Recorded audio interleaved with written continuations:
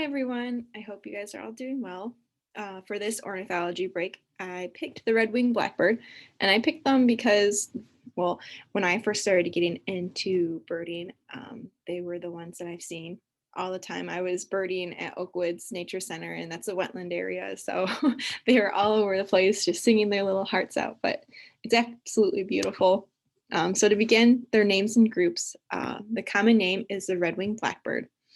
Scientific name is Aglius phoenicius, and the reason why they're called this is because Aglius in Greek means belonging to a flock.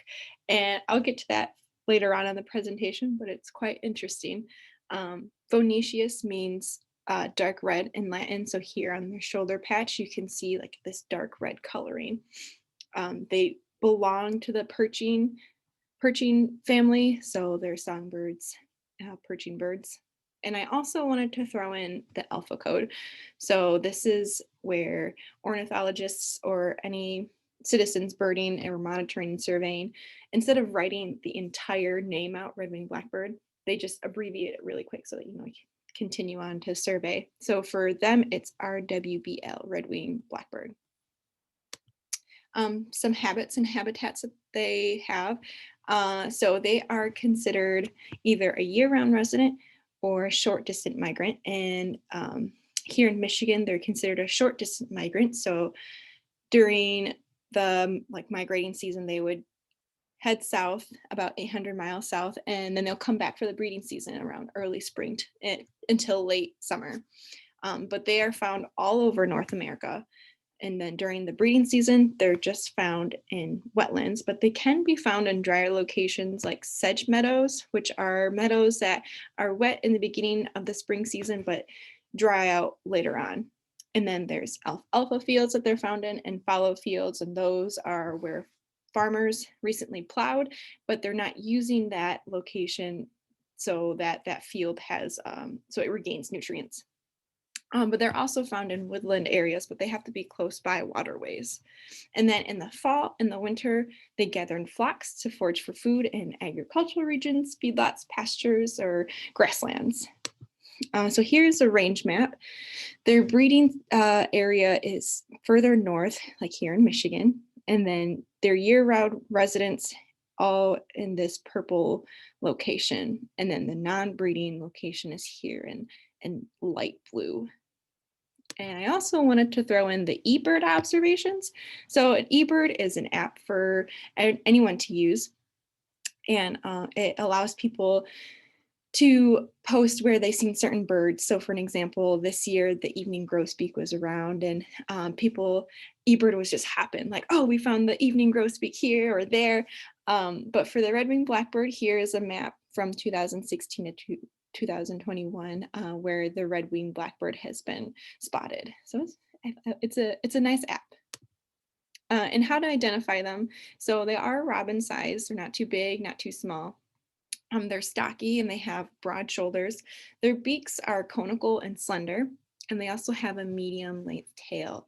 So to tell the difference between the male and the male has a dull black color, and he has the red and yellow shoulder patch going on here. And then the female looks totally different from the male.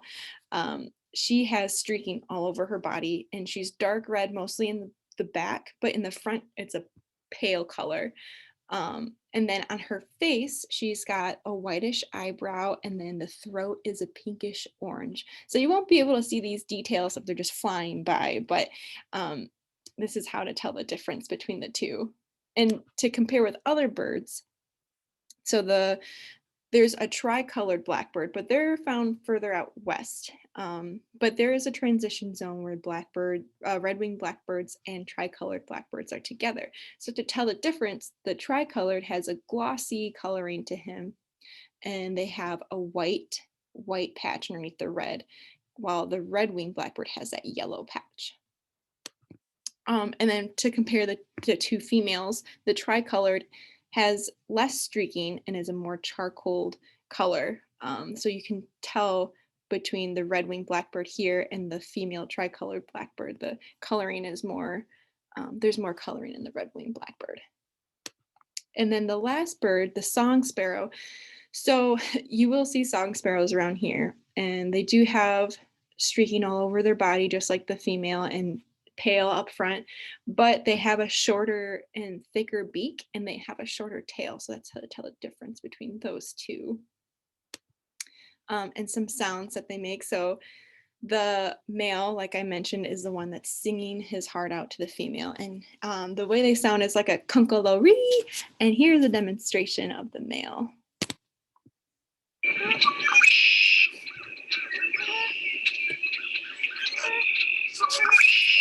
It's quite beautiful. See how they're perched high up? And they just expose their colors and you look at them. So the way that the female responds is she does a short 3 to 5 chit or check note. But the calls are very similar to that. So the calls for both male and females, they do like a check year round. So it's just like check, check, check. But when they're feeling alarmed, it's a lot faster and more intense. So you can definitely tell when they're not feeling comfortable.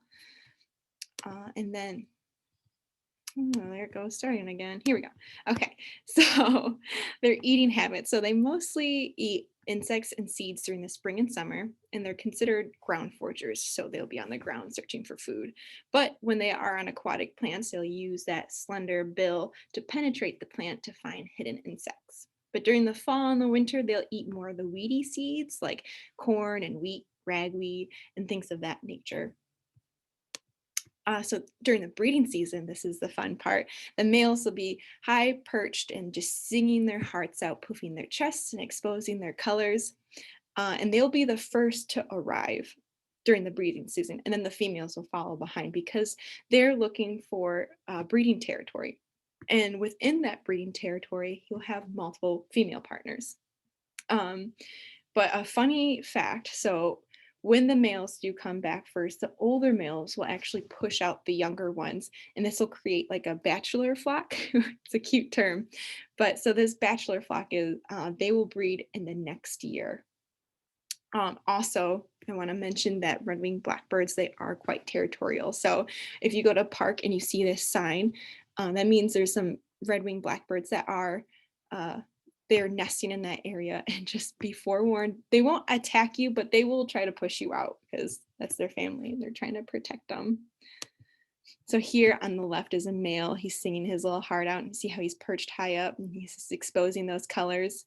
And then here on the right, I wanted to show the female making her nest. So she'll take decaying plant material and just weave it into some aquatic plants, but it'll be further or lower to the ground, so they're not as high up as you see with other birds. But it's quite interesting how they weave all that together. I don't even know how to weave. Unique characteristics. So here's where the flock comes into play. So during the fall and the winter, they will gather in large flocks, and not just with red-winged blackbird species, but with all blackbird species like cowbirds and grackles and starlings, and they'll get together to feed on open grounds, and they'll roost together as well. And this is just a small picture. I guarantee that this isn't the entire flock because there are thousands of them. And just recently there was a sighting in Minnesota, and there were just tons of blackbirds everywhere. So here's a story of the red-winged blackbird that I found. So it's a Native American story, and it's called The Legend of the Red-Winged Blackbird. And in this story, it talks about this great fire that swept across the forest, and all the forest animals were terrified. They were just escaping, except for one small gray bird. And this bird noticed all the slow and smaller animals that were left behind and left in the fire. And it wanted to send out a warning, so it would call out really loud, "The world is burning, the world is burning." And so it would fly to the nearest river, take some water, and try to extinguish the fire, but it wasn't doing any good. But all the other animals that were leaving noticed what was going on, came back to help, and extinguished the fire. So they were all together celebrating and so happy, and then they realized, like, oh, where's the little gray bird at? And then when they found the little gray bird, it was buried in ashes. And so they swept off the ashes and noticed that it was no longer this dull color, this dull gray color. It was now a shiny black with red patches because it was working so hard, flapping its wings, trying to set out the fire. And this is how the red-winged blackbird became the red-winged blackbird. And it's interesting. It's a nice story because it talks about everyone helping to set out a fire, but also it shows the personality of the red-winged blackbird, how fearless it can be and how aggressive it is. In some research that I found, it was done on how urban noises can affect the red-winged blackbird's song structure. So they do heavily rely on communication. Like I mentioned, the male will sing his heart out so the female can hear him. And they saw that urban noises can alter their signals. So the results showed that the birds were using less introductory signals at high traffic sites. And the signals are very important for individual recognition. So in the morning and the evening, this singing effort in the bird was higher at rural sites than urban sites, while during the midday, the singing effort was higher at urban sites than rural sites. And this showed that they were trying to avoid acoustic masking by increasing their song production during the quiet parts of the day and decreasing song production during noisy parts of the day. And so it was concluded in this study that urban noises are impacting the bird's communication structure and song production.